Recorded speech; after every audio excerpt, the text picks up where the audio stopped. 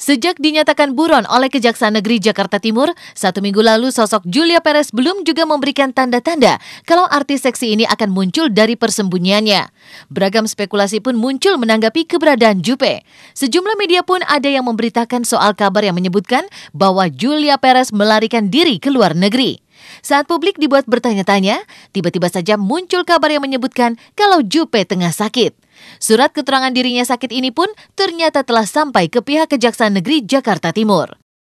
Menyampaikan kabar ini, yang bersangkutan dalam kondisi sakit perlu terapi selama 6 minggu. Dengan membaca surat ini, yang pertama, kami sebagai penegak hukum percaya kepada si pembuat surat ini. Sebelum pihak Kejaksaan Negeri Jakarta Timur menerima surat keterangan yang menyatakan kalau Jupe dalam kondisi sakit, berbagai upaya untuk menggiring Jupe ke terali besi sudah dilakukan. Bahkan pencarian Julia Perez pun kabarnya hingga ke sejumlah lokasi yang dianggap kerap dikunjungi Jupe. Kini setelah Jupe melayangkan surat tentang fisiknya yang tengah sakit, bukan berarti pengintaian terhadap dirinya dihentikan. Pihak Kejaksaan tetap akan mengawasi Jupe. Jika Jupe masih terlihat warawiri di layar kaca dan sejumlah acara, maka pihak Kejaksaan tidak akan segan-segan untuk mengeksekusi Jupe. Apabila dalam waktu 6 minggu itu yang bersangkutan ternyata tampil di publik atau menerima job sebagai tamu entertainment, maka kami tidak segan-segan untuk bukan menangkap, untuk melakukan tindakan, kemudian kami eksekusi. Artinya apa di situ? Bahwa kalau memang dia sakit, ya nggak logis dong kalau dia sakit kok tahu-tahu dia tampil di suatu event itu kan. Nah kemudian nanti setelah 6 minggu ternyata dia tidak memberikan surat lagi, maka kami akan bertindak untuk kami cari lagi. Kebetulan saya tugas di sini menurut jadwal sampai tanggal 15 Mei. Kalau 6 minggu dari sekarang berarti masih ada waktu 1 bulan setelah surat ini habis. Nah dalam waktu 1 bulan itu kita tunggu. Nah sekarang kan dia akan mencari keadilan. Sudah dapat keadilan dari Mahkamah Agung. Ya kalau sudah dapat yang dicari mestinya kan dimanfaatkan kan gitu. Walaupun ada surat ini, kami tetap ada satgas yang untuk memantau. Karena ini keputusan Mahkamah Agung, mau tidak mau harus dieksekusi. Soal sakitnya Jupe ini dibenarkan oleh dokter yang menangani dirinya. Dari keluhan yang ia sampaikan pada dokter di sebuah rumah sakit di kawasan Pluit, Jakarta Utara, Jupe mengeluhkan soal pusing yang mendera kepalanya. Bahkan Jupe juga kerap merasa sempoyongan. Apakah menurunnya kesehatan Jupe ini berkaitan dengan persoalan hukum yang menyerang dirinya? Benarkah Jupe sampai stres memikirkan kasus hukum ini? Dan benarkah pula jika kini Jupe tengah menjalani sejumlah perawatan atas sakit yang tengah menderanya?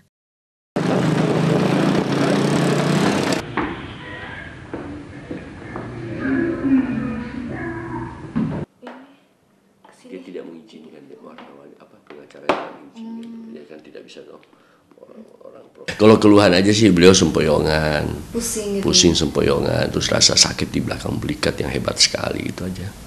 Tapi tidak kan dia pakai kolar kan gitu. Sementara kan nanti kan masih seminggu kan ini kita kontrol nanti. Kita lihat seminggu kita lihat. Yang penting sempoyongan. Kalau enggak nanti jadi vertigo. Gitu. Kalau vertigo nanti jadi bisa ya kata bisa jadi stroke segala macam lah. Mudah-mudahan tidak lah. Biar sembuh, biar orang bekerja dengan baik lagi. Hasil pemeriksaannya itu pemeriksaan klinis, transkranial Doppler, kemudian MRI leher gitu aja. Dengan hadirnya surat keterangan sakit, barangkali bisa sedikit menghilangkan sandangan buron yang melekat dalam diri Jupe. Namun jika menelisik tanggal yang tertera di amplop rumah sakit tempat Jupe memeriksakan dirinya, terlihat tanggal 16 Februari. Sementara penetapan Jupe sebagai buron baru minggu lalu. Saat memeriksakan kesehatannya ini, Jupe kabarnya ditemani oleh asisten pribadinya.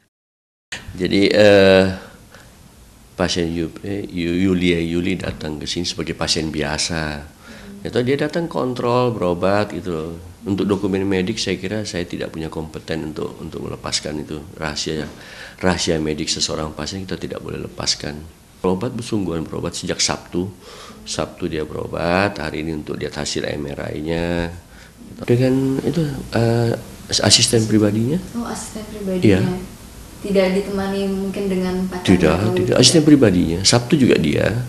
Beliau juga yang menyelesaikan administrasi semua. Aku tuh udah lost contact. Aku udah lost contact sama dia. Itu aku waktu masih kontak sama dia itu sebelum ada kejadian ini gitu loh. Makanya sekarang benar-benar aku udah nggak tahu dia ada di mana. Aku sih berharap dia baik-baik aja, nggak ada apa-apa dan ya semoga semuanya bisa diatasin sih. Sejatinya pihak kejaksaan telah mengirimkan surat pemanggilan pada Jupe sebanyak 2 kali ke alamat yang berbeda. Salah satunya adalah ditujukan ke alamat orang tuanya. Yang mengejutkan adalah orang tua Jupe tidak mau menandatangani surat pemanggilan ini. Sebagai legal advisor, Minola Sebayang menganggap kalau sandangan buron yang terlanjur melekat dalam diri kliennya bersifat prematur. Jadi waktu itu kan begitu putusan datang, kemudian kita pelajari, kemudian dipanggil. Panggilan pertama izin dalam artian ini sakit apa? Oh, kalau untuk untuk jenis penyakit ini, kemudian kita panggil lagi di tanggal 19-nya di alamat yang lain. Alamat orang tuanya. Alamat orang tuanya. Berarti dia tahu orang tuanya ada, ya. Iya. Tahu. Tuanya ada. Orang tuanya nggak tahu. Orang tuanya tahu. Cuma nggak mau tanda tangan. Dia nggak mau tanda tangan. Oh, masa sih enggak lah. Dia belum tahu. Saya sih tahunya yang saya tahu itu ya udah damai, ya nggak ada masalah lagi. Gitu. Makanya saya bingung gimana apa lagi. Statement buron yang dikeluarkan oleh pihak Kejaksaan Negeri Jakarta Timur menurut kami sangat prematur dan terlalu terburu-buru karena saya kira nggak mungkin lah di LPRS itu buron melarikan diri ya, pasti karena ada sesuatu dan lain hal ya, karena sakit atau karena hal-hal yang lain ya. Dan memang kami karena kesibukan masing-masing dan memang juga nggak ada kewajiban, sehingga kami berkomunikasi terakhir hampir lebih kurang 3 minggu atau 4 minggu yang lalu. Jupe dinyatakan bersalah berdasarkan putusan kasasi Mahkamah Agung karena terbukti bersalah telah melakukan pemukulan terhadap pedangdut Dewi Persik. Dewi Persik pun menyayangkan usaha Jupe yang melakukan banding ke tingkat Mahkamah Agung ini. Lantas, bagaimana tanggapan artis senior Camelia Malik yang juga menjadi saksi perdamaian Jupe dan Dewi Persik? Saya mengharap Jupe bisa hadir, memperlihatkan diri, jiwa besar, hadapi ya kan.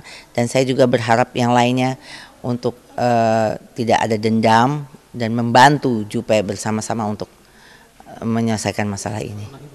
Iya, ngumpet-ngumpet di mana Mas? Mau negara Indonesia sempit saya ini, apa namanya Julia Perez cantik seksi begitu ketahuan ya Jupe. Saya sih prihatin ya dengan adanya hal yang demikian. Kalau saya yang punya hukum tadi bilang tuh untuk nyogok Dewi Persik pasti bebas deh.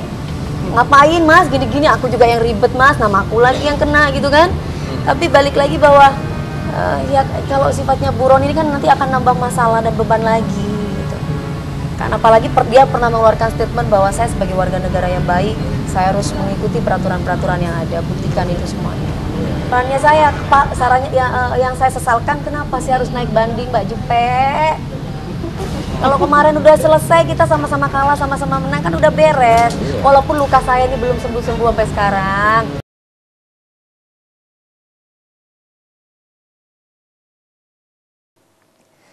Halo, selamat pagi pemirsa Was-Was. Dengan suasana pagi yang hangat ini, saya Pika Priscilla akan menemani Anda selama 1 jam, tentunya hanya di Was-Was. Jika tuduhan buron yang dituduhkan kepada Julia Perez perlahan tapi pasti sudah mulai terkuak, beda halnya dengan Rizky Aditya. Menjual mobil kesayangannya, Rizky Aditya justru disangka telah melakukan penipuan. Lantas, apa yang membuat sang pembeli mobil geram atas perilaku Rizky hingga terucap kata bahwa Rizky telah melakukan sebuah penipuan?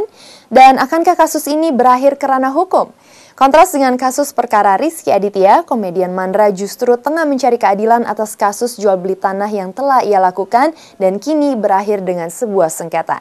Nah pemirsa, jangan kemana-mana karena berita yang kami sajikan bukan sekedar berita, maka Anda patut was-was sebelum menyaksikan Was-Was.